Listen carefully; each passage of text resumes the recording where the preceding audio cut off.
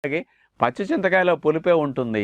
మనకి మెడిసిన్ అనేది motion ప్రేగులు irritate చేసే గుణం ఇందులో తయారు కాదనమాట. అందుకని పచ్చి చింతకాయలు దొరికినప్పుడల్లా మీరు లేత చింతకాయలు పప్పుల్లో వేసేసేయండి డైరెక్ట్గా. పచ్చళ్ళలో వేసి తొక్కేసుకోండి, రోటి పచ్చళ్ళలో మంచి పులుపు అనమాట. ఆకుకూరల్లో వేసేసేయండి, రోజు బాగుంటుంది.